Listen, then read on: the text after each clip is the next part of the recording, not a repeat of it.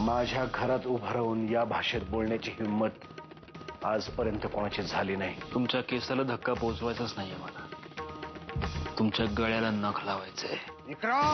प्रभाताईचा मुलगा म्हणून आजवर गप्प बसलो नाही. तुला आयुष्यातून उठवलं ना, नरसिंह किल्लेदार नाव नाही सांगणार. या सगळ्याला म्हणे तुम्ही जबाबदार आहात. तुम्हीच हे सगळं घडवून आणलंय. पण यामुळे एका निष्पाप व्यक्तीला आणि त्याच्या कुटुंबाला किती त्रास होतो याची कल्पना आहे तुम्हाला? निष्पाप तुम्हाला जेवढा वाटतो तेवढा तुमचा नवरा साधा सरळ निष्पाप नाहीये. तुम्ही जरा जास्त बोलताय असं नाही का वाटत आहे तुम्हाला? नुकतीच तुमच्या एका दिराला अटक झाली कारण त्यानं केलेले गुन्हे उघडकीला आले.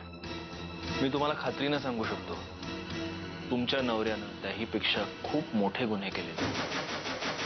साहेब, त्या विक्रांतचं काय करायचं ते आपण करू, पण आता जे काही चाललंय त्यातनं कसं बाहेर पडायचं याचा विचार करायला पाहिजे. विशेष करून त्या माईसाहेबांचं.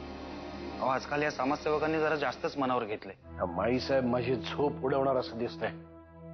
मी त्यांची वेळ घ्यायला सांगितली होती तुम्हाला. काय झालं त्याचं? साहेब, मी संपर्क साधला त्यांच्याशी. तुमचं नाव ऐकल्यानंतर आदित्य नाहीच म्हणत होत्या, पण शेवटी खूप विनंत्या केल्यानंतर कशाबशा तयार झाले. काय बोलायचं त्या बाईशी कळत नाही.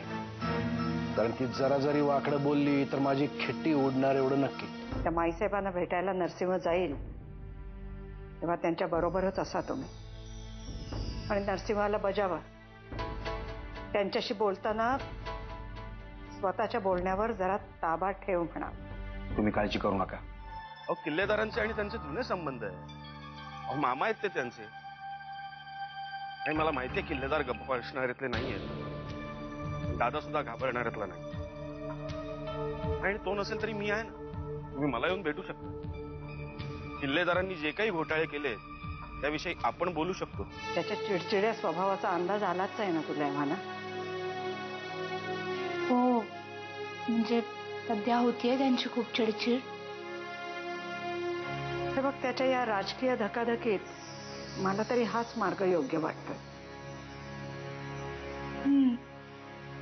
म्हणजे तुमच्याशी बोलल्यावर मला सुद्धा असंच वाटतंय.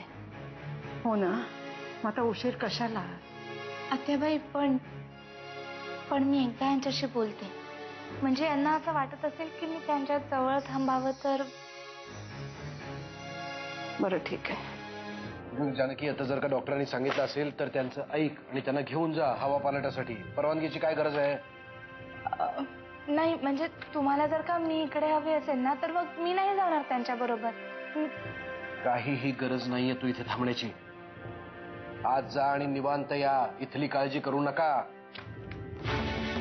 कामं होत नाहीयेत सकाळपासून. काही सापडत नाही आणि प्रश्न विचारले मुली.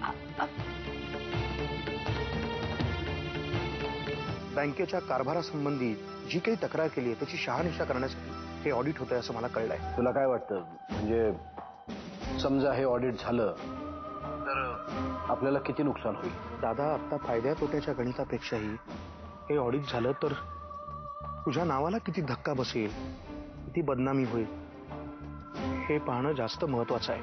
वामन, तू एक काम कर. तू रात्री आलास की आपण याविषयी सविस्तर बोलू. आणि तोपर्यंत मी वाकणीसांना विचारून बघतो त्यांना याविषयी काही कल्पना आहे का. ऑडिटवर कोण येणार आहे याच्याविषयी काही माहिती असेल तर बघतो. ओके.